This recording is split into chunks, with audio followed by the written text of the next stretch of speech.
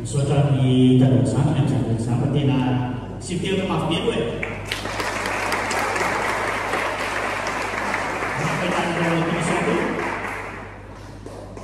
Tsara e? Tena tohizana manaraka anareo aoana aza maditra anaraka e? Sao tsy vidianako dara izay farahanjanaka raha tsy fanahy manala baraka tantaray raha mifo maraina azy zao dia tsy be niarahaba iaraha mahita fahitana ianao mba tsy te niarahaba ireo ray aman-dreny niarahaba ataovy mahavoky fifarajany zandry sy zoky raha tsara fanantenana nareo sehatra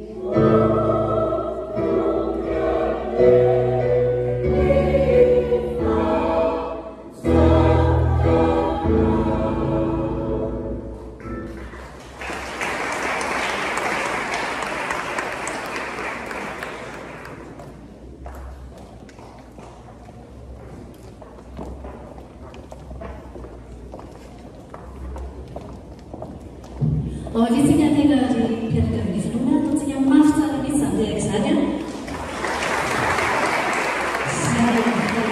Izany tehatsika izany dia mampatsiahana ilay tantara anankiray ary sady manitra te-hamoana ihany ny zataon-fitiavana izay andimy amin'ny lantsana fanantenana sady sorana manokana ny amin'ny lantsana fanantenana tanteraka an'ilay teo. Izao a io fiverana io dia miseho amin'ny endrika maro sady miantso ny lantsana santa'ny fitiavana. Indray mandeha moa a dia taona fiangonana lehibe anankiray tany ambanivohitra tany. Dia any ambanivohitra mbola misy an'io hoe fiangonana maromaro tandremana mpitandrina anankiray. Dia rehefa tandremana mpitandrina anankiray dia mihodina zany ny fandehana mpitandrina amin'ireo fiangonana ireo. Misy ramatoa lehibe iray izay moa a rehefa mafanafana ny tosi-ten'ny pastery dia tsy maintsy misangana foana izy a. Dia rehefa misangana izy a dia manao hoe alleluia alleluia le tabataba rehetra fa ao anatin'ny fihezana. Dia tao anatin'ny voka-dehibe a dia niantso mpitandrina ivelany ny fiangonana mba hitrosy ny teny. Dia rehefa nandeha zany ny andro akaiky ilay fotoana dia nisy tao anatin'ny bloc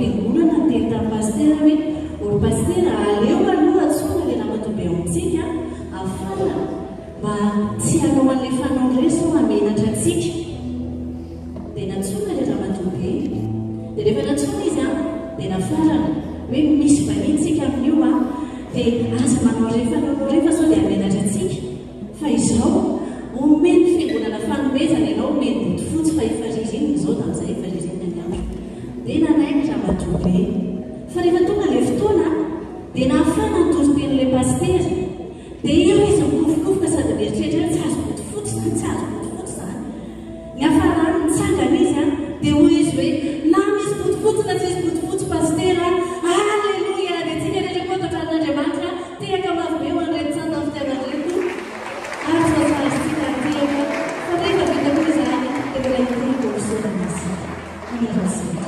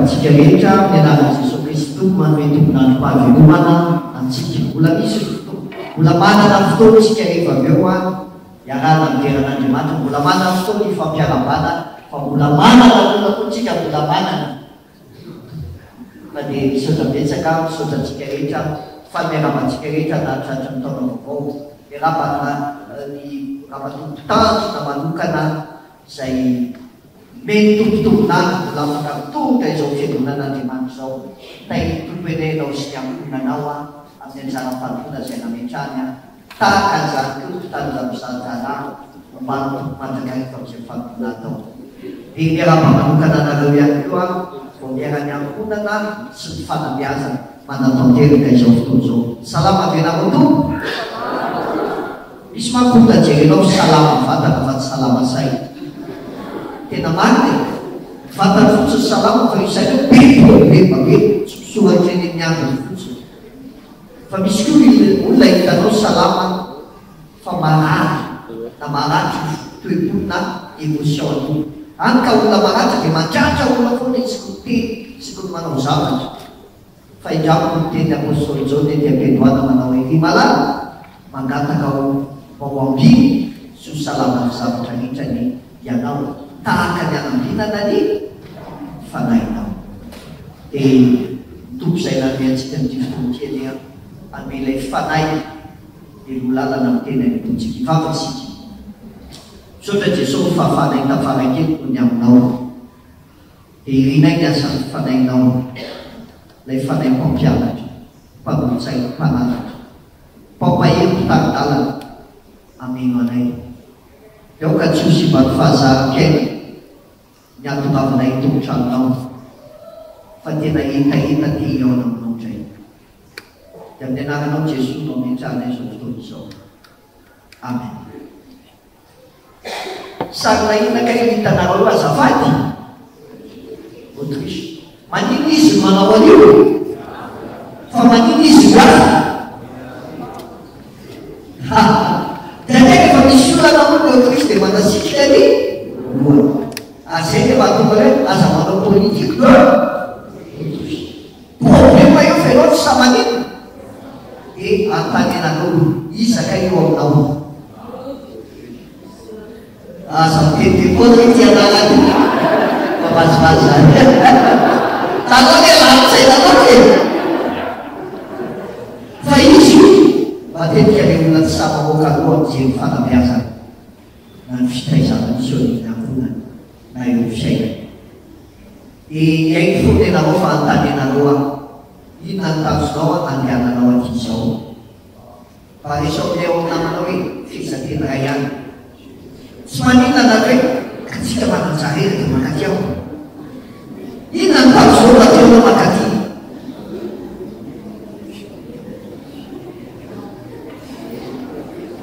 Io dia mampijerijery fa zao tadikio io olona tsy manana tanjona dia tonga be fitenenana hoe mandeha miodina. Miodina dia tsisy hoe ahoana beso direction miodina fa ny tanjona ho an'ny vao miara-ny amponana sy fanabeazana dia rogogogo amerina ny asa ny amponana sy ametraka rehefa sabidy ny fanabeazana. Azay ty fotoana ity ny olona manana fiainana bebe araka ny teneny tompo hoe zao avy anana ny fiaina sady anana ny bebe dia tarafina ho fiainany amponana zany. Ny olona rehefa taitaiza dia manana fiainana. Ny olona rehefa ratsitaiza dia tsy manana fiainana. Ka fotoanantsika dia ny antenaina ananantsika fiainana bebe satria tanjona vao miara-ny ankonana sy ny fanabeazana dia ametraka amintsika hoe sabotsy zany atao hoe ankonana ary sabotsy zany atao hoe fanabeazana.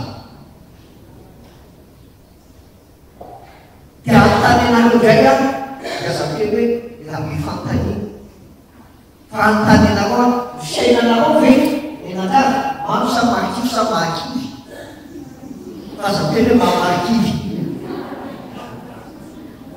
maro sabakivy sabakivy fa etomano io mety marikivy io fa zava-dehibe izao etompo natao atao fiainana mampifiainana ampianatsika andao mba hiala fiainana marikivy de manjary mahakivy de zao aby inona mo tena iraka miandry ray aman-dreny inona tena iraka miandry ray aman-dreny tena iraka miandry ray aman-dreny a tsy ny famelomana na ny fandefasana ny ankizy mianatra fa ny iraka voalohany de fanabeazana na ny fitaizana io iraka voalohany ho an'ny ray aman-dreny abenibe ny ray aman-dreny tsy mahavita iraka fa isaorana ny fiangonana mamesy ampanabeazana mameno bakolony miankoina azany saapitipity be ny ankizy tsy mahazo fitaizana fanabeazana rehetrany de ny fiangonana lay fianakaviana ary teneny rahalatsika tany voalohany hoe fianakaviana iray mitondra anjanapika meny fitaizana sy ny fanabeazana fa iza tompomarika voalohany a fitaizana sy ny fanabeazana miangonana fa meo va mampy ny tontolo misy atsika tao anatin'ny taozaty faraika voakola bedibe iova fa anisany anankiray izay a miangonana lasa hotely ao miangonana misy tany ny morampiava zanaka areny ray aman-dreny zanaka manana fifandraisana de misy fitaizana fanabeazana ao de manjary matsao hoe manana fonenana tramonay any aminay de misy fifanina fitiava fiadana de taratra iny paradisy fa io zany am'izao fotoana be de be tsy manana dala fa mana géran atao siny butin de toti aloha ny efa laza de fa io vola tsy ahitana modely tsony fa datapitata géran afombanela manambola mampilasy de misy hotely nasafika be annexe 1 annexe 2 annexe 3 ary satria avy fandosona zao de misy atao hoe gestion à distance tsy voatery ao ianao raha manao lasa ny ampitan-dranomasina aty mpiasa miasa mitata manao miasa fa be de be koa ny tata manao gestion à distance tsy arakaina amin'ny fianakaviantsony fa ny lavika any efa lasa any volo any écolage de ozy izy antafidy zay hoe tato ho anao nyfierity voaraiky daholo reo zavatra noenao eo efa rendrisy tsy zany lay fainao mody ato-trano enao mody ato-trano anarisaka fanabeazantsika de zao hoe sans père sans repère sans père sans repère rehefa tsy ho dany misy fiatraikany be amin'ny fiaina ny ankizy anankiray de zay mahatonga ny adeny de ina ny adeny aisy data mandositra na ny adeny aisy data adeny satria ao an-trano data présent absent présent izy ao fa absent izy amin'ny fitaizana sy fanabeazana io manotontolo misy atsika anika sarotra fitaizana sy fanabeazana tsy mahita ino ny akamoa fa mahita ino ao ny hotely serveuse piasa nao reka totitraty efa manananao ina ko mbola teny am sendra ny ankizy mahay vava am'izao fotoana teteraka anay raha ny ankizy am'izao fotoana tena etsany tsy misy lehibe loharano mpitiavana tsoa fa ny efa crise de manome crise ary satria ao ny hotely de matetika miatrona gérance serveuse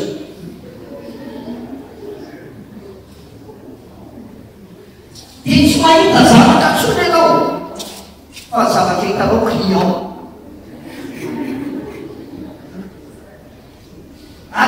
fitenena lekony eo eroany ny ankizy lay mibaiko ray aman-dreny am'izao fotoana tonga ny ankizy tonga isakafo tonga tonga satria hotely io ka toera-pahatalovana tsy tamana ohatrano de gérance ny serveuse mataotra client sao de vereo kilo de manao zay fomba rehetra itazona anazy ina ndray ty ameo ty fa zao ty anika satria lasa hotely de tsy misy tsony ny fifandraisana communication fa ina misy ao filazam-baovao information vo miditra anao de mitablo lehibe lokatsika nagneno manatsika manokatsika ambeleko tsisy tsony zany atao hoe ankonana raina tabatra de miaraky sakafo atabo fa zavatra misy information vo miditra lalakay matotra iamabolany a tsisy tsony hoe andehanao voyage d'étude zay hoe aninanao anino andesay a mila vola zao a zay mipapitreo hanka miova ny fiarahamony soazo fanabiaza lay amin'ny ankizy miakamako amin'ny ankizy tao hoe natao zato faraika bobolo satria hotely misy tsisy fanabiaza fa ina misy ao fiobe tsy haiko nahoana efa niompiako fa zay tamola kely niompiako e afanao de afaka atao hoe antasosovary anipasa abdio zany arety abdi 1 2 3 kay sapay le maity fa tsy lavitra zany fiainan'io am'izao fotoana voka efa hoe lavitra mo famitsina sy ny fre lasa voka tonga miariva samreraka de mifandreraka de tsy tegeraina tapaka misakafo fa zay tonga mandotro satria hotely plaray plaro tsisy tsony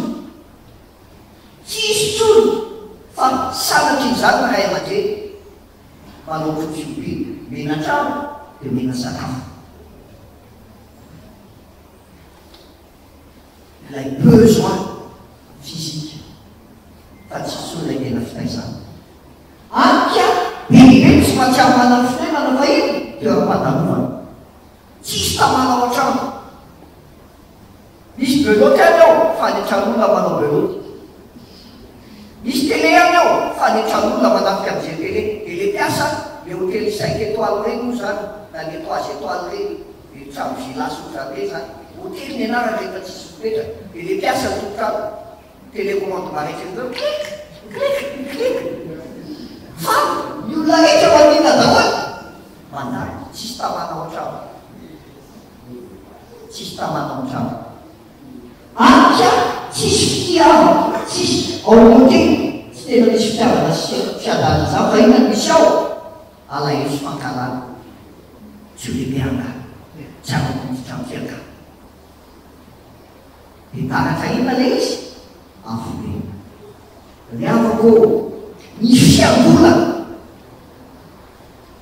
be mamerina amitsika fa sabidiny angona sabidiny fanabiasa ary isaorana an'andriamanitra ny fisime voniere ao natao fiangonana azonazy misy saina maratsatranana ny fiangonana misy zany fa mahitana hoe olona de manao mifantatro hoe mba misy otran'izany a ambotately a de manafitsofo satria mahita fa sabidiny angonana sabidiny fanabiasa fanampy io satria tsy namonina hotely andriamanitra fa namonina angonana ka mitenitsika azy taizana sy fanabiasa eo aniviny angonana zay de zao ary mora veno taizy antany anao mora veno taizy etraky tany fa mbola tsy mananjanaka ko de aozany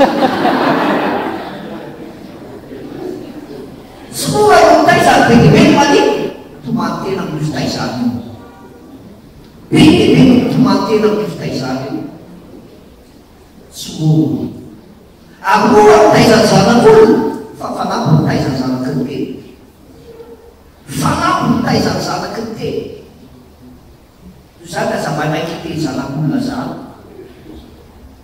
minao atao zay mampety azy fa aza tiajery fiainan'olona sy fiainan zanak'olona ny zanako te zay natsana ary satria tsoany izy dia zay mahasabidiny sy ampanabiaza le tia fiangonana natao misy famelo natao ameno zay brana tsy azo vola ny anivony angonana azany mahasabidiny zany atao hoe vomerany angonana sy ny fanabiazany zany dia inona nefa zany fitaizana zany iny zany fitaizana zany fitaizana de azo maritana azy ny antsoy hoe fitaizana na fanabiaza na tika tamin'ny frantsay hoe éducation miraisina tamin'ny teny latine ray am'izay no raisitsika dia miraisina tamin'ny teny latine anakare éducation na nydikany de hoe ducer ary dikany hoe ducer de hoe conduire mitondro na mitay ka inona zany fitaizana fitaizana raha izany izy a dia zao hoe mitaiza dia zavatra atao sazanakay manino miala amin'ny toerana anakay maka amin'ny toerana anakay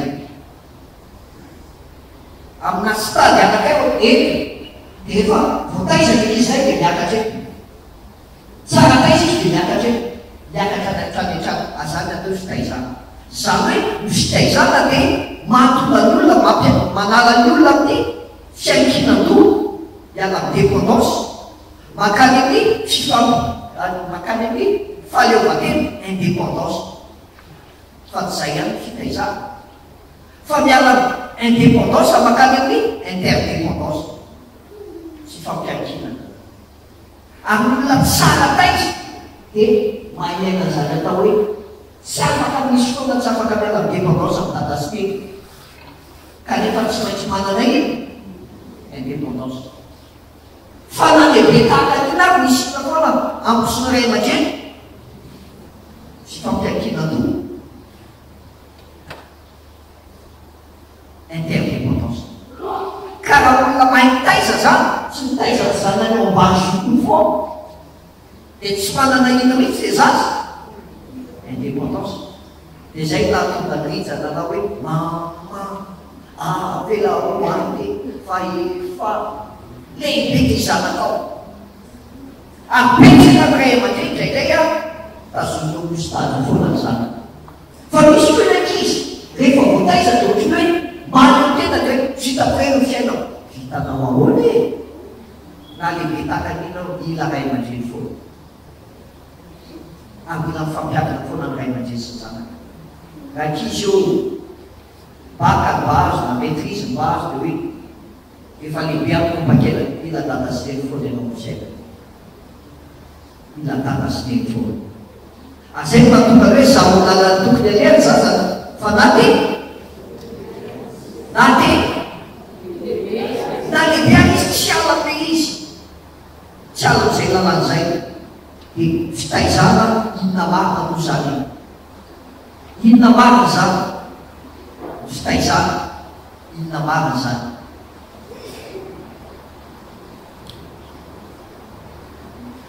mahalina tsika nisy azy satria tianona fianakaviana matanjaka sika mahalina tsika nisy satria tianana zanaka soafeno tsika hoe épanoui dia hoe soafeno ary ny akapamontsika teo dia hoe be dia be fitio papa sy fitio maman fa raha izao ianao mametraka no mahasabo fitaizana eo nivon-dataseny dia ho samanjenao dia tsisy nateranao ray aman-dreny eny fa ianarana nitoka ray aman-dreny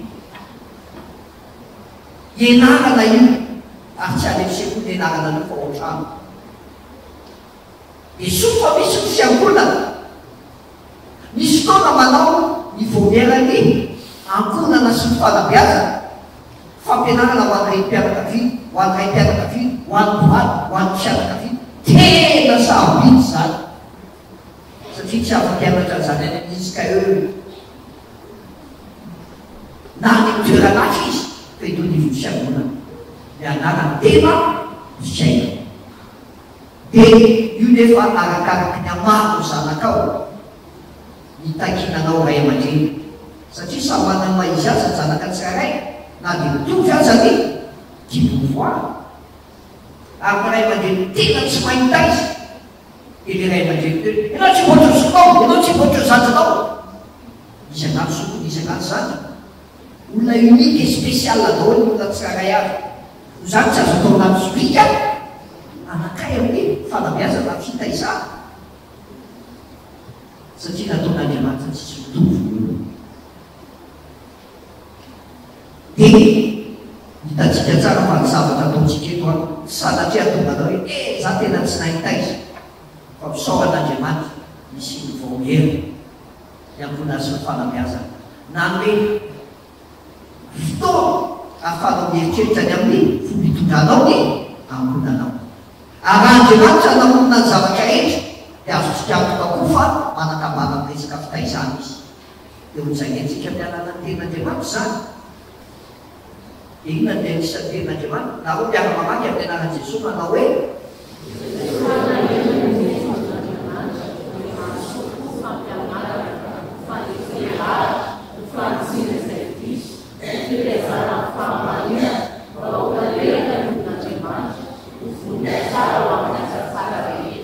fitaizana mifototra amin'ny ten'Andriamanitra ten'Andriamanitra izay mahasoa fampianarana fandresenana fantsiny izay Kristo fitaizana ao amin'ny famarinana ten'Andriamanitra ahafahana manao évangélisation fa tsy ten'Andriamanitra anaovana moralisation fa ndraindray kristiana io ten'Andriamanitra anaovana moralisation any zanany any le zanaka leo be fivavahana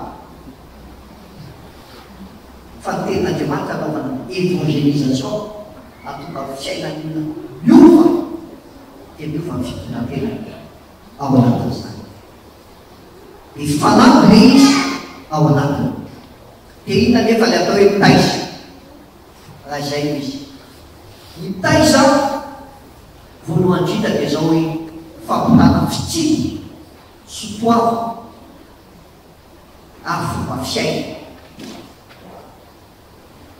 izay tokony hoarany olona anankiray zany hoe ny atao hoe mitaiza dia mampita fahalalana amin'iny ahona fitsim-piaina tokony anananao fahalalana amin'iny inona ny sotoavontsika atao trano fahalalana amin'iny ahona ny fitondran-tena tokony ananana ka raha mitaiza isika dia rotely roa mitoetra discipline valeur éthique ary kaikay zao fotoana ny olona tsy manana an'izany atao hoe fitsipika zantsona discipline satria nanomboka ao trano tsisy discipline antsona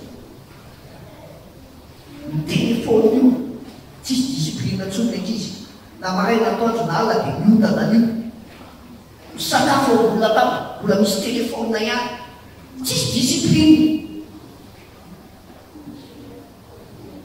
manao devoir dia sady mijery télé no manao devoir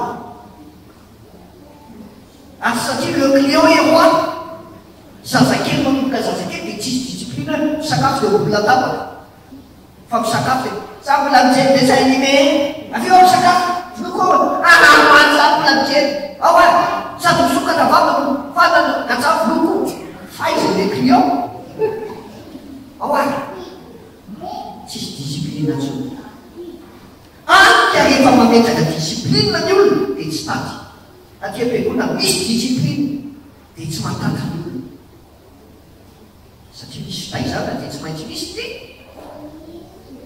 fitsika ny fanabeazana day natao ampahafantarina hoe inona sotoavo inona ny valeur familiale atsika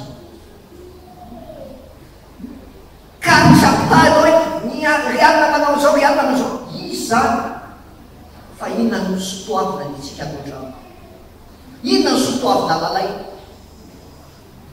atotrano fampitana fahalalana aona ny fitondran-tena rehefa ny am-piangonana akanjo ohatran'izany tokony anaovana rehefa anao baolina akanjo ohatran'izany tokony anaovana rehefa rehefa te hianatra akanjo tanisa etika fa am'izao fotoana tsy misy etika tsony olona dia jereo ny ankizy am'izao fotoana na mandeha miamina azy maninako manino zao mbola le akanjo kovotra ohatra tsy hitanao ao ka zao mihitsy no izy tsisy etika tsony anika na miditra toeram-piasana ianao a very atao hoe fomba fiaina fa ny atao hoe mitaiza dia mampita fahalalana zao natao hoe fitsipika atao trano zao natao hoe sotoavina lalaitsika zao natao hoe fomba fiainana mba andrasana aminao ary ny fitaizana tsy hoe fampitana fahalalana fotsiny fa fampizarana ireny mandra-patonga ireny fiainana ary zay hoe zaho ny lalana tokony aleha zanona tsy kelikely ary draindray mety maty mihitsy anao zay vao tafita le izy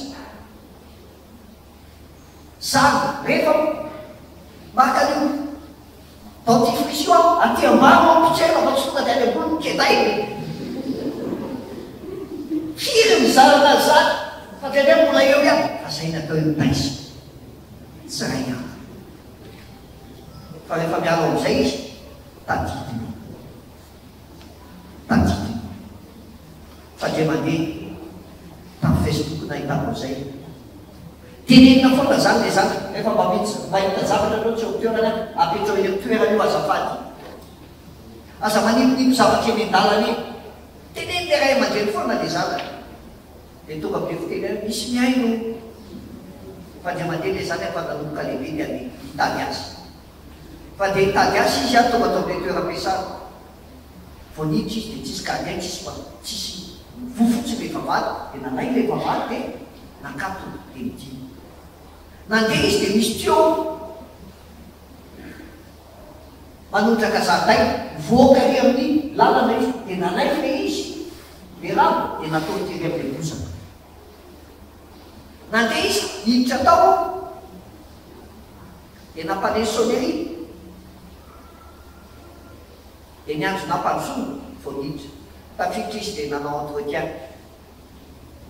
dia vao anomboka ny entretien dia ozy izy le olona ina dia liavinao tady asa zao ina nombanao dia miteneny le olona mifanany hoe ianao izy izy vao hitako dia hoe tsara taizany olona zany fa hoana to tsy nidro mavaty efa tonga dia mijinao hitanao le rano fa verivery foana dia naverinao tsisy mibaiko anao tsisy nitenenao fa nataonao le izy ray aman-dreny eo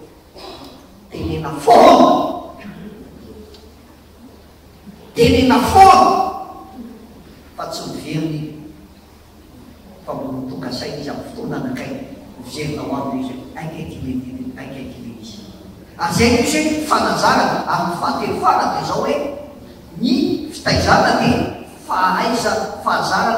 fahazarana rehefa tonga eo aminy dia mamolavola ny toetrany iny mamolavola n'lay personnalité zaza manana discipline zaza manana éthique zaza manana valeur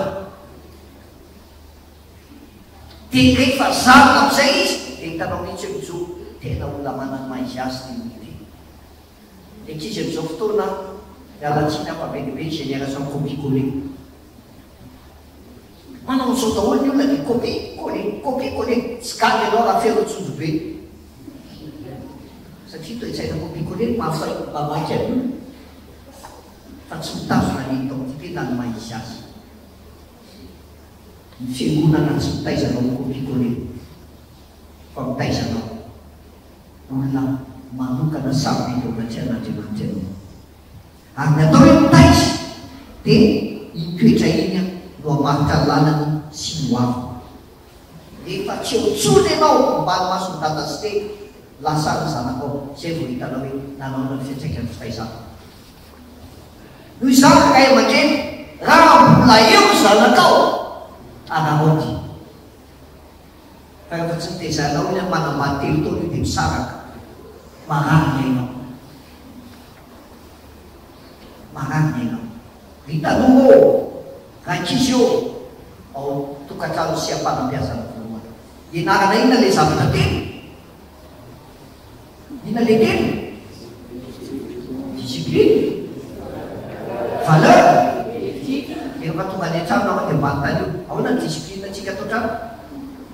Siakany ampianarany ao trano manokany discipline, ao trano manokany valeur, ao trano manokany etika. Fa inona ny tanjony ray aman-dreny dia tsotra ihany tanjony fitaizana. Dia mampalahelo satria indraindray tsy mpavita ny any any trano dia ny any ampianarana no zakany vokany. Dia ny aty am-piangonana no magneno mpaka. Inona ny tanjony fitaizana? Ny tanjony fitaizana dia fananjana. Ny olona tsara taiza dia io mamantarana anareo hoe IOV, indicateur objectivement vérifiable. Inona ny IOV? Voalohany, olona mahay manaja tena, manaja ny hafa, manaja fitaovana, fa indrindra manaja an'Andriamanitra. Inona ny tanjony fitaizana? Fitiavana. Ny tanjony fitaizana fitiavana. Any ankizy tsara taiza dia mitiany tenany, fa tsy mitiany hafa. Jereo ihany namana zao, zao zao. Tiavo mahay anao anao, dia mahay zany tiany ankona anao, dia mahay zany tian'Andriamanitra. Inona ny tanjony fitaizana? Filaminana. Azay matoa le vao mbola kely ny ankizy hoe avy mianatra, aiza fipetraha cartable, manino io kapy io, zany natao ny taiza. Fa tsy hoe sady anao no kely maka io ampiana ty, tsy ho tsara taiza mihitsy zanako satria tsy nisy fahazarana, tsy nomenao fahazarana. Filaminana. Ny tanjony fitaizana dia fahasaina. Antonga ny zanako samy manao zavatra, azany masavidiny sambana. Rehefa ny misambana ny ankizy dia zarina anana fahasaina. Ho anay sampaty manokana dia hitanay mihitsy hoe raha misy fanabeazana tsara indrindra, tsy hoe tsy ratsy ny sasana, fa ny sampaty anisan'ny anankiray. Satria taiza vatana saina fanahy, olombana olombolo, dia olona samanino samy atrika fiaina. Satria ceux qui risquent gagnent, Jésus risque hoainy. Ary amin'izao fiaina zao zany mihitsy fanazara andraindray. Ray aman-dreny raha zanako zarako foana mijery ao, manipa zavatra ao, avelao mijerana. Rehefa mijery izy dia mahay mitsangana, dia mitany tsara amin'izay tsy efa teneny izy. Tanjony fitaizana ny fahendrena. Amin'ny mari-pamantarana fahendry le ankizy anakay dia mahay mamiana. Ianao hoe mahay mamiana? Aza hita ampilamora tsy mahay. Inona le mamiana? Manahoana? Saotra azafady. Hoana lalàna fa tsara taiza ny ankizy anakay vao mahita. Manahoana tompoko? Misy mahita olombebe tsy miarahaba satria ohatrano ary izy tsy mba fampiarahaba-koa. Tsisy alalana bonjour nany. Dia ankizy anakay zany tena ireo mpamizara ny atao hoe ankizy tsara taiza dia mahay mamiana. Manahoana? Misaotra azafady. Dia mba atao trano izy zao mba foteny raha aman-dreny. Bonjour papa, bonjour maman. Fa voaka taiza anao? Hoe tsy tao trano avao fampiarahaba. Tsy haiko. Ny fahendrena dia ireo ankizy mahay misaotra, manao azafady. Fanamigezam-be zany. Ary aty am-piangonana ny isany amerenana indray zany atao hoe zazahitra izany eo fiaina. Ary inona ny farany? Tanjony fanabeazana ny fahombiazana. Fahombiazana dia ny zavatra rehetra nefa tsy mandeho azy, tsy mandeho azy eo amin'ny fiaina, tsy mandeho azy eo. Azay mahatonga Baiboly nametraka ohatra ny amin'ny fitaizana. Dia iza ny ohatra hitantsika ny fiainany zanak'Israely tany anefatra. Naninona moa zanak'Israely rehefa nandevosona telo sy efajato taona na efajato taona inona le dikeratra'izany na efajato taona telo sy efajato taona efa ela be fotsiny dia zay hoy izy tene misy olona miadevitra amin'ny zavatra tsy mampaloso fa ny tsy zava-dehibe no mekina hevitra ohatran'le olona hoe tetera dia rehefa naneny impio moa ny akoho naneny impio ny akoho aza mamampibe reto aiza koa naneny intelo ny akoho mbola tsy mameno akoho ny akoho dia aday intelo ianao fa tsy maneny intelo dia aday aza atao ampibeo maneny intelo aona azy mbola tsy maneno akoho ny akoho dia aday intelo anao fa tsy maneny intelo dia aday anao satria tsy mitovy aloha ny baiboly any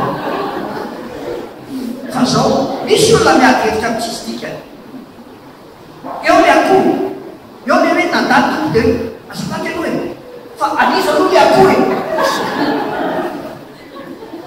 inona ny essentiel fahazavanina amin'izany dia vola dia naneny nentin'Andriamanitra efampitona tany hevitra ny zanak'Israely ary inona ny dikan'iny fitaizana sy fanabeazana lalana 715 kilomètre eo io manelanelana ny Egypte sy Kanana lalana eo amin'ny ray volana na telo volana miaraka mikisy ny zaza dia tongana fa naninona azy nentin'Andriamanitra ny olona tariry zareo fa naninona raha ohatra hoe zao le eradi-kaza midina kely fotsiny dia tonga ao Egypte fa naninona nentin'Andriamanitra nitsatsana satria tian'Andriamanitra tezaina izy ireo efa fotoana ny fitaizana ray aman-dreny eo efa fotoana ny zanako dia hitanao amin'izay vokatry ny fitaizanao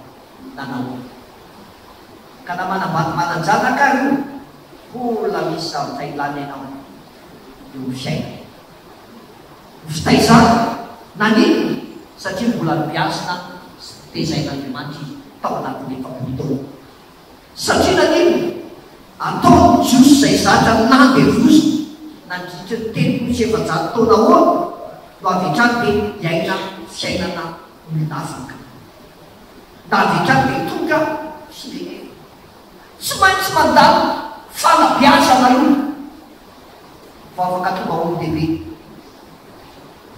fa afaka mitondra satria namoa ny fanabeazana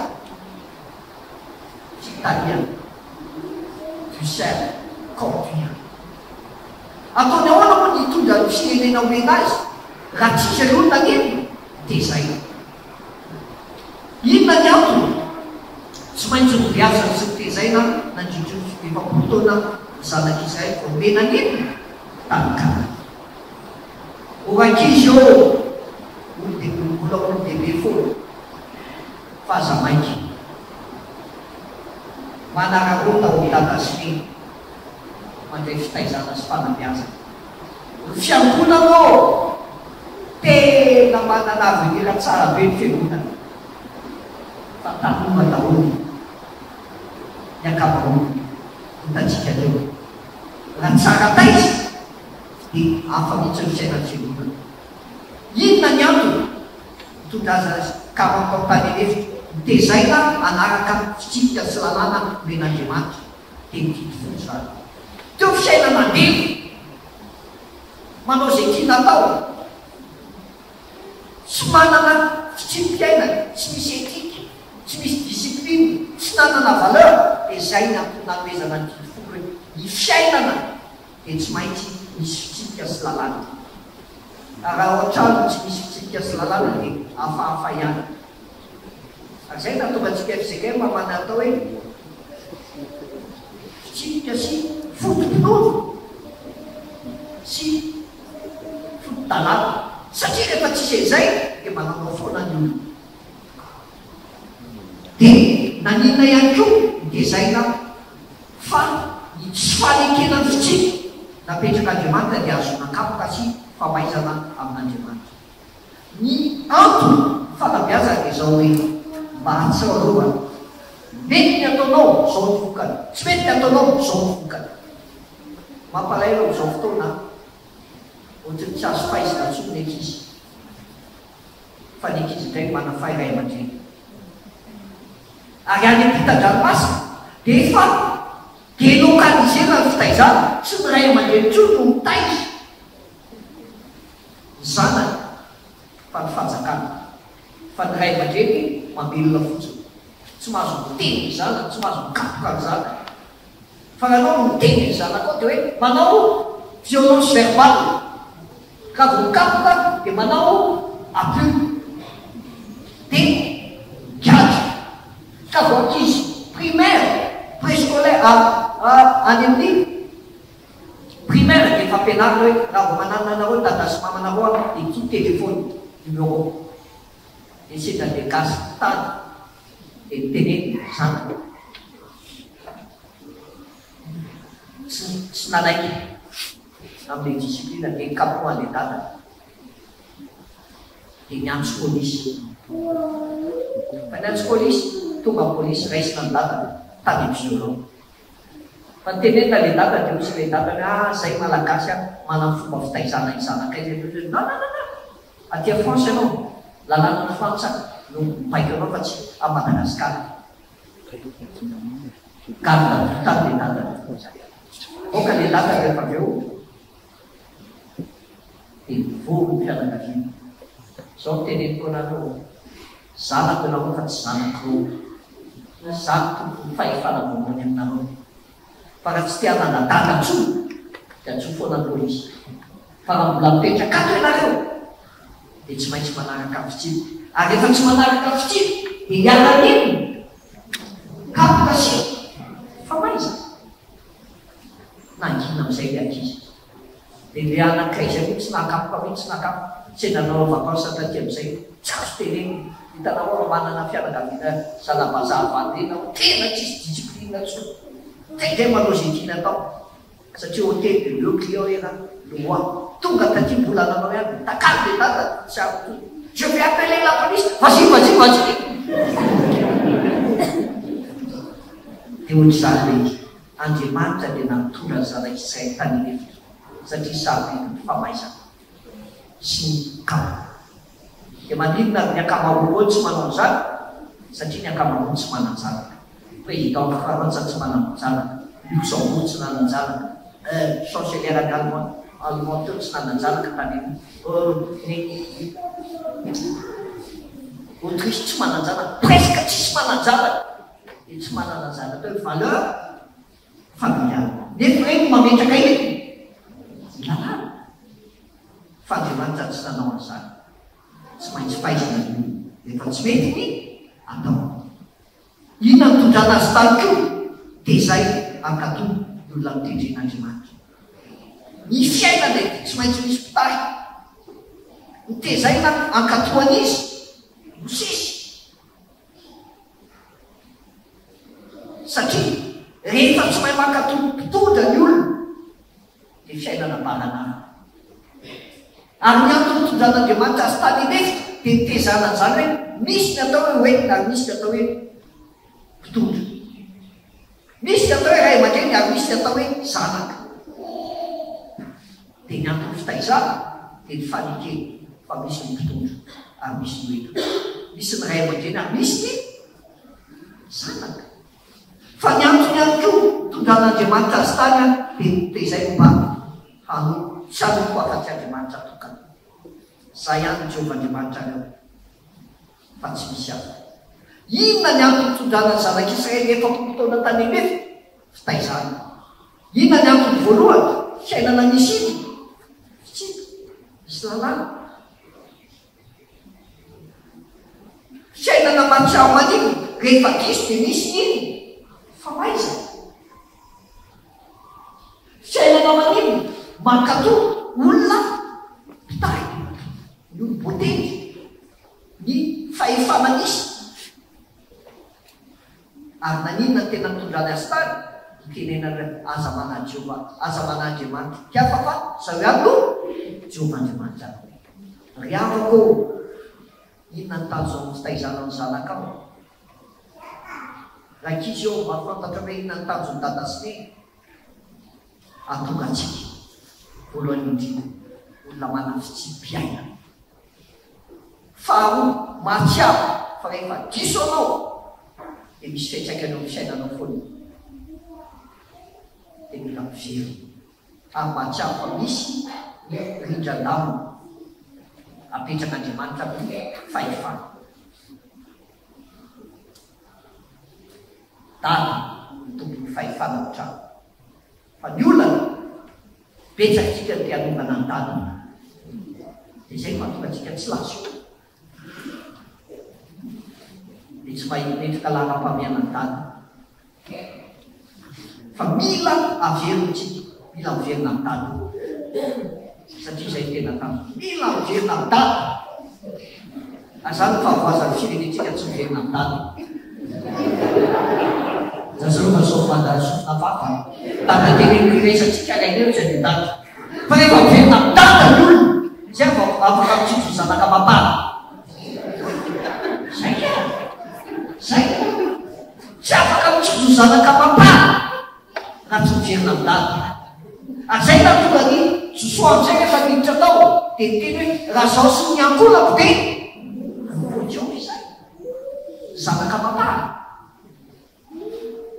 Fa rehefa miverina ny dada ny olona vao mitsitso zanaka mapana dia mahazo hery vaovao. Fa benibeny amin'ny ampola tsisy hery vaovao satria azo hery anao milatsady fanamasina. Anika rehefa miverina ny dada ianao mitsitso ny zanaka mapana amin'ny fanabeazana dia mahazo hery vaovao dia misy fifaisakiny. Zay ka misy fifaisakiny.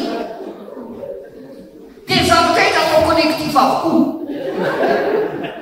Dia efa aveo tena indépendant zanakao. Tsisy resaka politika zany fa fitaizana sy fanabeazana. Ary zany ny anton'Andriamanitra mitondra ny zanak'Israely efapolo taona tany. Ny fitaizana dia nilazainy Deutéronomie tombo fahavalo andimy fahatelo. Mamaky izay tsara maso azafady. Hoy ny voalaza ao Deutéronomie hoe dia mampanendry tenanao izy ka nanelanao nono dia nanomeanao mana ho anao izay tsy fantatrao na ny razanao ampahafantariny anao fa tsy mofy aminy ny veloman'io fa izay rehetra no vavany Jehova no ny veloman'io. Fanabeaza amin'ny lafiny rehetra. Fanabeaza ao anatin'ny tsy fisiny dia manala valeur. Ny ankizy rehefa diso manana loatra ray aman-dreny tsy manala valeur atsony satria tsisy fanabeaza. Zany manisany fomba nentin'Andriamanitra mitaizanany olona. Dia raha fitiriko izay voafetra ny fotoana nananakay aman-dreny. Voafetra ny maha-olobe kely ianao. Tsy maintsy mbolony bebe lazay kalamatao ny ala tany ahoana koa sisy faladidy kitikely loalika dia mbola olohany ianao hoe fa zao anao mianatra ho tonga aloha.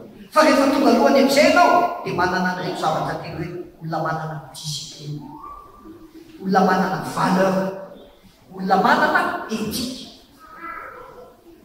dia olona afaka tena mitondra zavatra tsara amin'ny fiainana. Fanabeaza no antoko ny maro. Efa tsara taiza ny olona anakay dia manana hoatry mamirapiratra sy mahafinaritra izy. Eny kanefa isika izay tonga telo ametraka laharam-pamiana izany fitaizana ny fanabeaza. Fa misy fanampy io ary manoloana ny fanampy na ny olona héros na ny olona zéro. Zay na ny olona héros na ny olona zéro.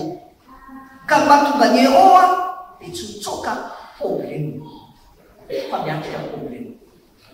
Ianao ve ray aman-dreny héros sa ray aman-dreny zéro? Tsy maintsy misy ny fanampy. Dia maranako azy dia reto ny fanampy. Voalohany fifandraisana. Fifandraisana. Fanampy eo amin'izao fotoana. Moyen de communication mandroso. fa ny communication proprement dite ny hevitra. Ny fitaovam-pifandraisana no mandroso fa ny fifandraisana samy olona ny hevitra. Ka mahatonga mampanontany teny rehetra hoe fahita-posa fahita-mbo e. Zandry ny olona hainao no milalao azy fa zandrinao tsy hainao milalao azy. Zokony olona hainao no manaja azy fa zokonao tsy hainao no manaja azy. Fanampy ny fifandraisana. Fanampy ny fifandraisana mpivady. Fa matetika latsaka foana levety. Mpivady. Rehefa latsaka levety mani mpiady. Raha fitiavana lehibe indrindra dia milatsaka izy dia lasa rombo. Fa za latsaka ny veny mpivady. Fifandraisana n'Andriamanitra vavaka zany. Vavaka. Ray aman-dreny rehefa tsy miara mpivady, rehefa tsy miara mivavaka dia latsaka lehibe dia mpivady vena. Zay tsy mahazo avao tsy azo ao. Fa aza latsaka ny fifandraisana amin'Andriamanitra. Tsy aminy. Dia ataovy devoir hain'io fa aza atao devoir mitety. Mampianatry Paoly amin'izany atao hoe mahasaby ny fifandraisana mpivady.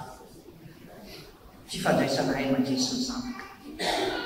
Fifandraisana zanaka amin'ny ray aman-dreny, ray aman-dreny amin'ny zanaka. Ataovy devoir hain'io fa aza atao devoir mitetina. Fanampy amin'izao fotoana ny resaka fiainam-pitiavana. Sy fotoana ny ankizy dia malala sipa amin'izao fotoana. 6 ans, 7 ans dia gaga ianao. Tonga taona d'enfant zay dia gaga be mihitsy. Miady ny ankizy lankely dia ankizy vavykely dia manino miady sipa sady. Retsy. Zany no izy ty. Ianao ve mogaga amin'izany na mila atao aloha andeha am-pianarana na dia izany. Tenenako ilay mpampianatra atao mihitsy hoe azany fanamazana ny folo ny ankizy aloha tsy mety ohatrany. Sekoly kristiana dia aoka etika kristiana ny maty. Tamin'izay zany président Frao. Satria manino lalao ny ankizy dia récréation chapeau de paille le roi des amoureux. Dis-moi si tu l'aimes, dis-moi oui ou non. Dis-moi si tu l'aimes, dis-moi oui ou non. Ankizy kely 3 ans, 4 ans. Dia manao zany. Dia efa tia ny ankizy lakely. Oui. Valeur mananona dia ampitainao an'iny ankizy. Ao anatin'izany. Fa amin'izao fotoana fanampy. Satria les mots d'amour deviennent des mots d'amour. Les mots d'amour, MOTS deviennent des mots d'amour, MAUX. Lay teny pitiavana na saratra pitiavana. Fanampy amin'izao fotoana. Fanampy amin'ny fitaizana sy fanabeazana ny sekoly na ny asa ho atao amin'izao fotoana. Fanampy. Izany ray aman-dreny sy sekoly hoe mora écolage mampianaro zanakao fa sekoly manana discipline, sekoly manana valeur, sekoly manana éthique dia fameno zavatra tianao atao amin'ny zanakao zany. Fanampy resaka teknôlôjia fa mampifanakaiky ny fanalavitra fa mampifanalavitra ny fanakaiky. Zany iny zava-misy mampifanakaiky ny fanalavitra, lavitra mahazo j'aime commenter partager. Mamangaro trano manao trano manao sakafo mahazo j'aime mihitsy. Mianabavy olona mahazo j'aime commenter foana amin'ny Facebook. Fa ny anabavinao mba nanao voly tao trano na j'aime ve? Vadika azy. Fa mampifanakaiky ny fanalavitra, fa mampifanalavitra ny fanakaiky. Ka be lehibe ny olona ao an-trano présent absent. Présent fa absent. Ohatrany tsisy olona ihany ao an-trano. Dia tonga miteny gosy hoe ohatrany tany tsisy olona aty e, zaho hoe ny aty e. Satria samy mahako ahy kely. Fanampy ny resaka télé. Indrindra fa misy mpampisoa hoe misy parabole le misy canal sa dia misy chaîne vaovao dia mahazo chaîne vaovao tokoa anao. Chaîne vaovao.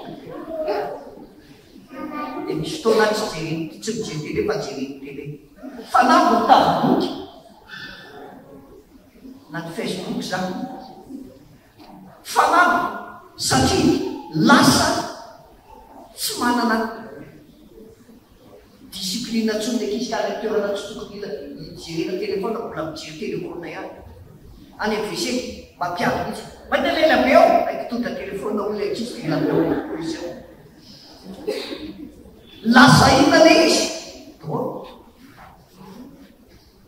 fa mampiatra ny tenin'Andriamanitra Zapaty 21-22 5 21-22 fantamo zavatra rehetra azo mampisay tsara fa diony fanao ratsy rehetra ry avako fanamony fitaizana fa inganetsika ray aman-dreny a tsy ray aman-dreny tsy mibakolo na ray aman-dreny manao didy zava na ray aman-dreny manao zay tediaviny zanaka ka tsy manafaizana fa ray aman-dreny mahavita manafay manetsaka disiplina ny zanaka fa miraikitra ao folo zaza ny adalàna fa mitsorankazo famaizana no ampanalavitra ny zanaka faizo ny zanaka ao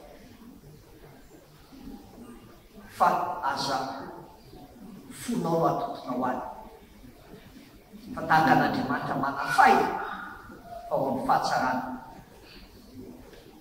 nantony zany rehetrarehetra zany de tandremo sao de ray aman-dreny tsy mivakilo hoe antsainao rehefa makaleo ahy fa be dehibe ny problème ko ina koa nieritreretiko ao samy manao ny ataony any dao azy ava-de mitanao tomany teny ao ianao fa enganetsika rehetra zay tonga teto a ray aman-dreny mahay maneny ametraka lanjandray tsy fandraisana amin'ny zanaka zanaka etra ametraka lanjandray mahasaby ny ankonana tsy fandraisana amin'ny dada sy nena de mba tsy izao sara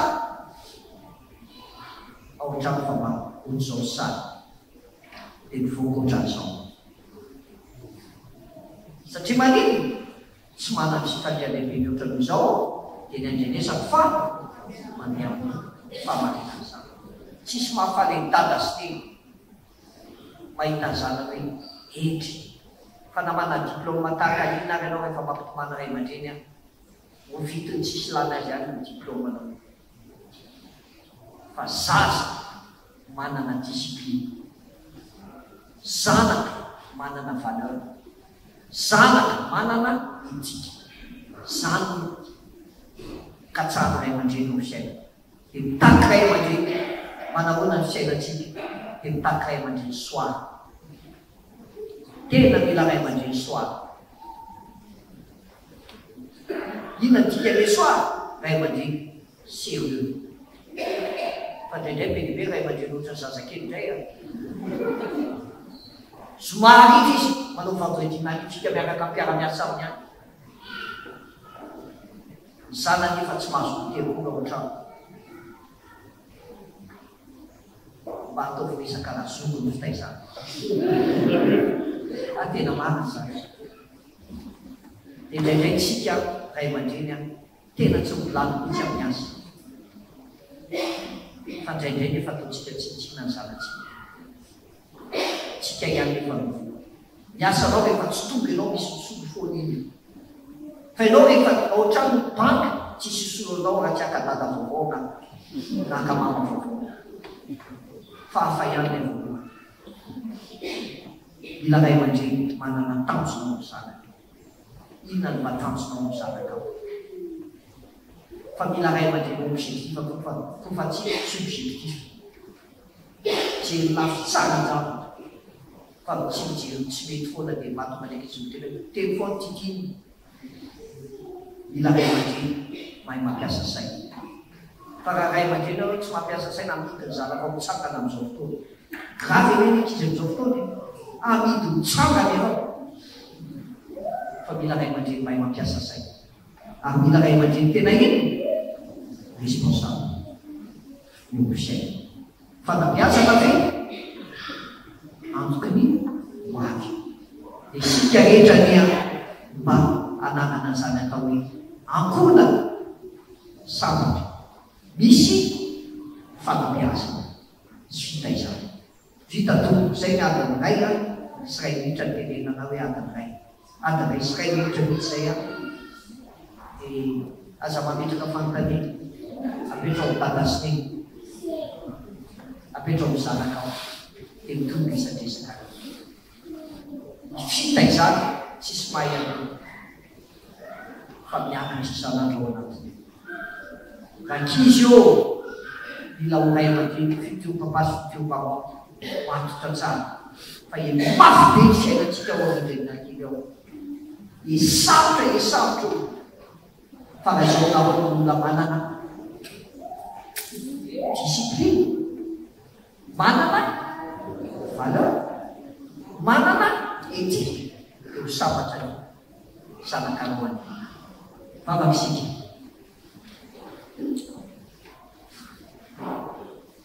isaoranay Andriamanitra amin'ny fahafahanay tafaraka teto amin'ny fiainana ity. Misaotra ny amin'ny fisiny voamiera angonana sy ny fanabeazana izay mamerina anay amin'izany mahasavita ny fiainany angonana, mahasavita ny fiainany fanabeazana izany. Dia menao izao fotoana izao ianao Andriamanitra ilay mahalala ny fiainanay tsikaray avy no angatany andikanay dia tonga amin'ny teny mpanao salamo anao hoe io izay Andriamanitra amin'ny fantariny fonay zaho toetra izay amin'ny fantariny fanay zaho raha misy lalana mampahory atao anatinay hitany hoe lalana fahamarinanao zay dia mba fiaina vaovao no entinay mony fiainana miantsana ao aminao dia amin'io zay ray aman-dreny fa mila ny fanainao zay lay fanay endry lay fanay mpampahelo lay fanay mpananatra lay fanay mpitaridalana mba haizanay mitondra ny ankonanay taino ny taranakay zanakay mba ho zaza valo sy folo ao anatianao. Taino izao fiangonana izao mba fiangonana mamolavola olona tena olonao Andriamanitra dia ho vavombeninao any miseritra sy ny toerana rehetra misy azy.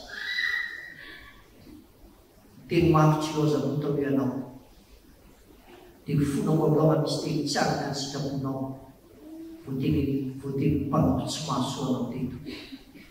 Aoka tsy ireny nahazo faka amin'ny fosiny sainy mpanotonao eto fa izay tsara vamanao kosa tokoa ataovy mamofony tsara ny fiainanay. Aoka ny famindraponao no anaraka anay amin'ny andro sisa izay modiainanay dia ho vonaitsy anarana ny fahavelomanay. Misaotra Jesosy.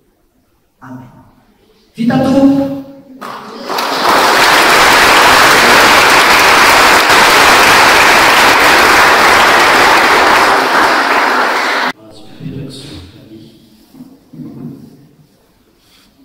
Misy ilay fomba fitenenana manao hoe ny katro mandrevisa no tsy mifindra raha tsy hovitanana ary ny fanorona atoko no tsy mifindra raha tsy akisana.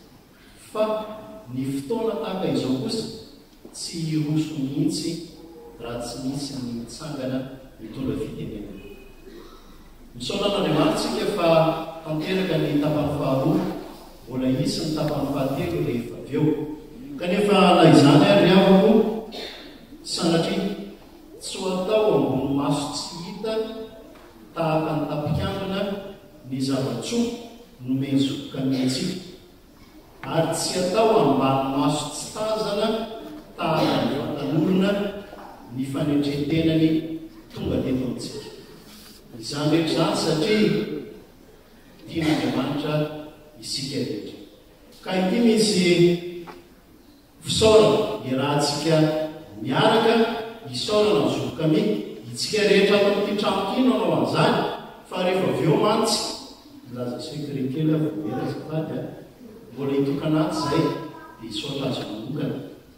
Kanefa tsy mety ny fosiny fanahy raha tsy miara-mody be tsika manao an'izany teny fisaorana izany. Ka namako ny izy dia izay namako zay ny rahantsika tia Jesosy efa fanaontsika zay rehefa miteny hoe lamako dia miara-mitehaka isika sady miteny tia Jesosy. Lamako tia Jesosy. Lamako rehefa miteny aho hoe averina dia itsika manao hoe tia Jesosy. Avereno avereno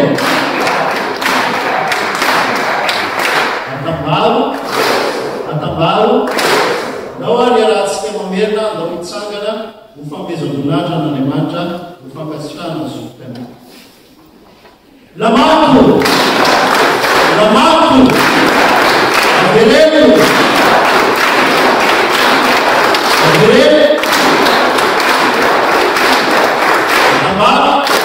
atambaro sotro mahazo apelaka isika rehetra.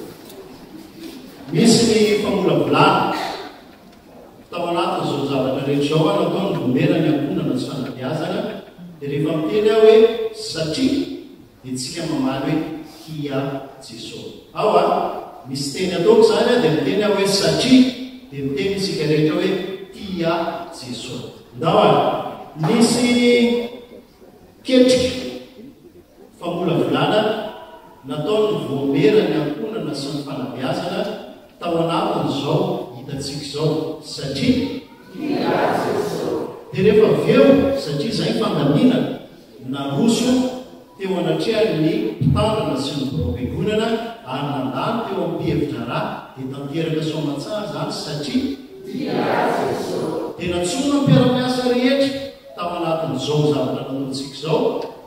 Natsoina ny antoko-pira efatra izy hitantsika teo, natsoina zokany tamin'ny fiara-miasa noho ny fitiavan'Andriamanitra satria dia rehefa tonga ny fotoana tanteraka soamatsara izy zao tonga marobetsika navy ary ny orana satria dia ahoana tia Jesosy. Tiaka mafibea misy rehefa nangarakeo a famolavolana izao zavatra zao a dia tao a ny vomera ny ankonana sy ny fanabeazana. Dia satria moa ny vomera ny ankonana sy fanabeazana tsy izay hitanareo ety any teo vomera ny ankonana sy fanabeazana fa rafitra mipetraka eo anivon'ny diakona io. Dia izao a dia mangataka ireo mpiara-miasa rehetra mba hijoro eto anoloana mba ho hitan'ny olona isika menakafy.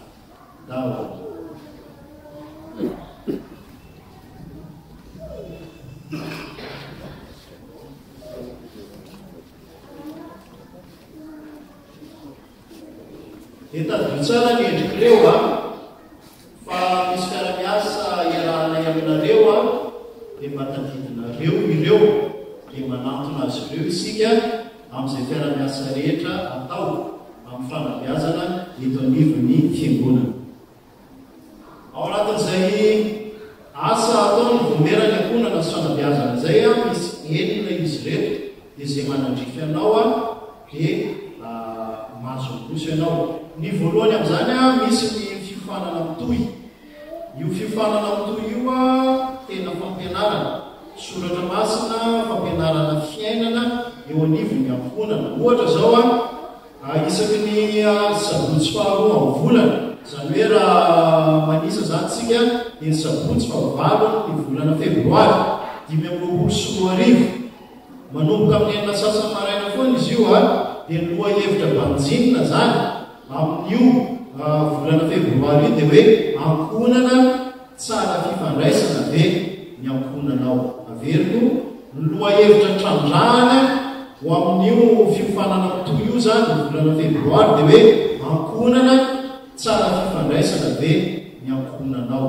Dia samy mamala ny ambony any ary efa fampianarana zokaminteo a mitohy amin'izay zany ny famolavolana ny ankonana ao an-tokantrano. Mpanatanteraka an'io izay miara-miasa amin'ny vomera ny ankonana sy fanabeazana dia Ramatoa Saoly Rakotondrabo ao amin'ny fikambanany mpampiely baiboly moa izy a efa mpiara-miasa amintsika hatramin'izay mandrakity ny androany. Dia itsika zany afaka tonga isaky ny maraina sabotsy faharoa amin'ny volana amin'ny enina sasany a eto am-piangonana dia manentana antsika anatevin-darana ireo efa tonga. Ny fitezana faharoa dia ny fitezana eo anivony rantsana kabary efa nisy izy io fa nijakona kely dia natomboka indray ty taona 2024 dia enimbolana ny fianarana dia ny fidirana rampitso 12 volana janoary manomboka amin'ny ora sasany eto am-piangonana ao amin'nydonao zany mianatra dia retsy efa hitanareo ny mitsangana matetika teo reo ireo tompona ndraikitra ao anatin'izany fampianarana kabary zany mbola mitohy foana ny fisoratana anarana fa eto dia miteny hoe misy sarany kely kosa le izy satria mahamahina tenda be le miteny ohatran'izao dia rehefa any dia misina sarany kely 5,000 ariary isam-bolana ny sarany alohantsika amin'izay fianarana zay enimbolana no fianarana dia raha mahalinanao zay satria misy tongotra be dia be ho atsika tsiraray araka sokajinasa dia rapitso zany fantatritsika ny antsipoe amin'izay eo fanombohan'ny fianarana rapitso amin'ny ora sasany ao amdoma any afaran'olo zany ho an'izay tsy mahalala ny fahatelo misy ny atao hoe fampianarana toana na cours de soutien ozy izy ny zanabazà enimbolana izy io ny fidirana dia manomboka sabotsy voalohan'ny volana febroary hatreto aloha zany araka fandaminana dia ny BEPC sy ny baka ihany no misy raha teantany ianao baka ino tsy baka kely kosa aloha fa baka fanadina-panjakana dia rehefa ao anatin'ny fisoratana anarana zany na manantona ireo tompona ndraikitra ireo nareo dia mahafantatra hoe baka inavo misy ao anatin'izay fampianarana toan'izay mbola misokatra ny fisoratana anarana dia akoatra ny fampianarana azy zany fandaram-pianarana eto Madagasikara dia misy ny toanaram-panahy ara-tsaina izay karakaray ny voamerana ankonana sy fanabeazana mandritra ny fianarana rehetra mandritra ny enimbolana io dia misy fifampizarana zany ao anatin'io tenin'Andriamanitra fahaizamiaina sy karazana zany iarahana mitrandratra n'izany eo ny fahaevana dia fampianarana teny vahiny misy fampianarana teny vahiny zany ho karakaray ny voamerana ankonana sy fanabeazana mandritra ny taona ny anaovana izy io dia raha sitrapon'Andriamanitra dia hisy amin'ity taon'ity fa eto izay zany dia miantso ny mpampianatra sy ny mpianatra hatreto teny anglisy aloha zany no efa nomaninay ao dia misokatra fisoratana anarana dia manantona ireo tompona ndraikitra ireo tsika ireo manao akanjo fotsy tsara tare reo dia ireo natononareo fa ireo tompona ndraikitra daholy eto anivony voamerany ankonana sy fanabeazana manaraka ny vatsim-pianarana vatsim-pianarana taona 2024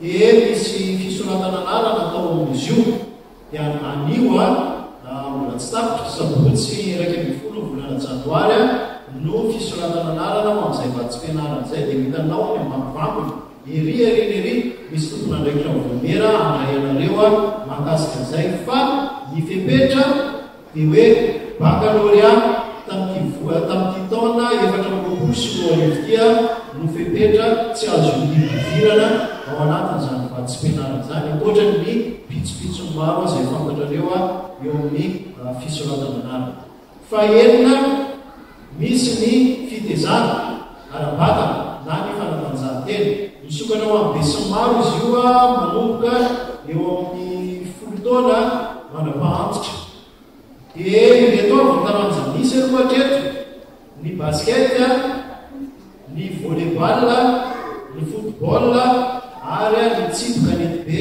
na pétanque ireo aloha zany misy hatreto dia hifaliana fa misy ny tompona ndraikitra ao anatin'izany dia misokatra foana ny fisoratana anarana fandraisana ny olona rehetra dia ireo tompona ndraikitra rehetra ireo mahafantatra ny atsipiana zany raha ohatra ka ohatra hoe ny basketball manavanana anao dia atoro voamerana ankonana sy fanabeazana anao eo hoe makariananina isakin'izao ny fianarana amin'izay basketball izay antso fiara-miasa ho amintsika rehetra azo atao manao antso anefitra izay ka ny ampo ny mamaly azy azo atao antso amodorina ka ny feoandrina no mamaly anay fa atao antso amin'ny manam-panahy ianareo mpampianatra havanana amin'ilay taranja efa nitenenina teo eo amin'ny BEPC eo amin'ny baka, eo amin'ny fampianarana teny anglisy, dia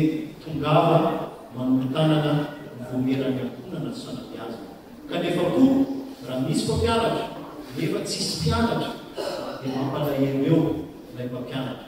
Miantso anareo zanaka zany izay manam-pandreny hanaraka ireo fampianarana sy fitezana eto anivony vomerany amponana sy fanabeazana eto amin'ny FJKM misy fitiavana ho tonga isoranana pralamenatsika riao izay tomponareo ianareo tomponay ho an'Andriamanitra reriany voninahitra misaotra indrindra dia mahazo mipetraka ny tompona raikitra eo anivony vomerana misaotra.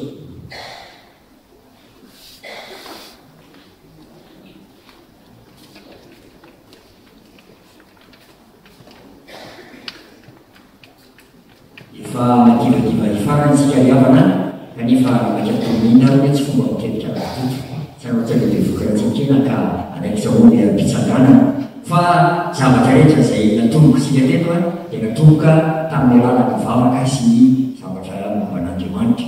Koa marina ny fotoana toy izao tsika araka ny tena hoe tsika tanora riavana dia izao zara izay voaty nataontsika tany amin'ny fandraisantsika mpandraiva sany tompotany dia mianinona aninontsika amaky baiboly isanandro araka azy atao atsika tsy mainka atao isalama sivy-folo zato andimy fasivy razantsika hoe inona ozy miarovany zatovo lalakale mba tsy voalohany dia inona ozy fitariona ny teninao koa afatra ho atsika tanora enina lehibe koa ary aokatsika kitsikito mihitsy mahazotsika amin'ny tsy atorytsika fa tsy fahavamana soratra masina sy mivavaka. Raha marina izao fotoana izao tsika dia tena mazataka koa hoe raha ny tokantrano any efa mivavaka ianao masy mahasoratra masina farakelokelina dia mihiditrano ary miampity fiarana zao a farakelokelina dia mivavaka sy mitsodrano koa makataka ilay angelontany atsika iaraka antsika tonga izany atsika asika leto.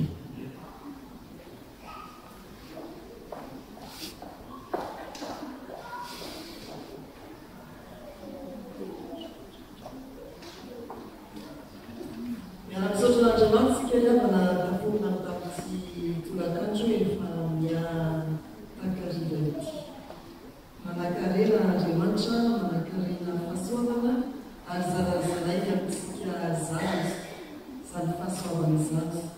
Ao no teo amin'ny fanitana sy ny fanolana, ao no mitongotra ny fampianarana, ao indrindra ianareo hira tamin'ny hira izay nasanatra ary sika vaokan'Andriamanitra dia manana n'izany mbola tsy voakitika fotsiny dia ohatran'ny hoe eo fotsinareo midabrio fa nomen'Andriamanitra fahasoavana sika. Mialohan'ny ambanarana hitariana mivavaka sy hanorana tsodrano dia misy fanamariana ity riavana. Ny mpanentana anankiray ny mpanentana faharoa izay nentina rahanareo teo fa tsy voazay hoe ihany na ihany dia nampifangaro zavatra tsy izy ihany fa nampifangaro io resaky fa be dia be. Inona moa izay? Ny fanomonana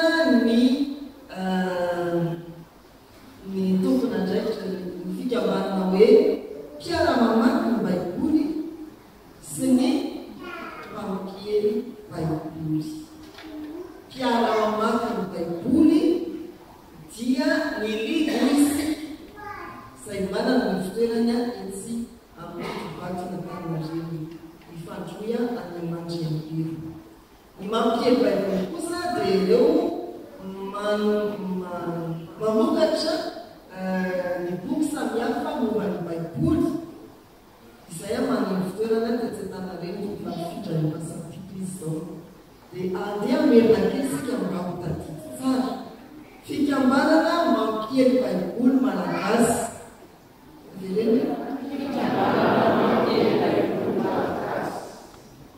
Fikambanana mpiara-mamaky ny baiboly niavatsika kamizany no manisany piatroko ao anatin'izany mpiara-mamaky ny baiboly izany ny mampiely baiboly malagasy dia nitsarovatsika rehefa ary faharoany febroary ny mamelatra trano eva eo atokotany eo varotra baiboly sasisa fa raha ohatra hoe fampianarana ny akamaronya dia ny avy ao ampiara-mamaky tondra ny fampianarana ny mamokatra ny boka ny mizara amintsika ny baiboly araka ny karazany aby dia ny mampihely baiboly mba tsy hovisitsony sika amin'ny manarana hoe ifamampianarana ny temisy fitiava mbola misy mamelona ihany fikambarana mampiely baiboly malagasy FMBM bona FMBM fikambarana mampiely baiboly malagasy FMBM fikambarana mpiara-mamaky baiboly FMB tatijitsary zay atreo ny fimbonantsika dia minatitra ny fisakana antsika rehetra araka ny sokajiny avy magasitraka indrindra ny tao mivomerany ankona sy fanabeazana ary tena tsy hoatontsika ny fisaoran'Andriamanitra ray tamin'izay rehetra nomeny antsika tamin'ity fotoana ity. Hoy ny soratra masina ao amin'ny Efesana toko faharoandiny fahafolo tapany voalohany hainy maro tsy anjery zany amin'ny anarany toko manao hoe fa asany isika voafona tao amin'ny Kristy Jesosy anao asa tsara. Itsangana ny vavaka. Ao ny vavaka sy mitsotra amin'izay taona dia mihira ao miasasakaiza 5:3 voalohany no iarahantsika manao ao miasasakaiza Jesosy mirinao. Ivavaka sika. Andriamanitra misaotra anao izahay no ny fotoana sarobidy no nomena ho anay tamin'ity takariva ity. Misaotra no tolo-kevitra tamin'ny tsoroka samihafa mankasitraka no ireo mpiara-miasa teo mivonivomerany ankona sy ny fanabeaza nandahatra izao fotoana izao nanomana izao fotoana izao fantatray fa tianay tokoa ianao ry Jesosy ary izay rehetra nafafy tamin'ny anaranao tao anatin'izao fotoana izao na teo amin'ny toro-kira sy ny feo na teo amin'ny fampianarana sy ny votoaty na teo amin'ny fanentanana samihafa dia ianao to no hitahirizany ao am-ponay hanondraka ary ahavanina ahatonga ny voatsara fafy mba hoazo midoroboka hamoa ny fanjakanao hampamirapiratra ny voninaitrao. Misaotra anao ny amin'ireo teknisiana izay nombanao tamin'ny fahasoavanao teo amin'ny fanamafisapeo teo amin'ny fitendrena sy teo amin'ny fanomanana samihafa.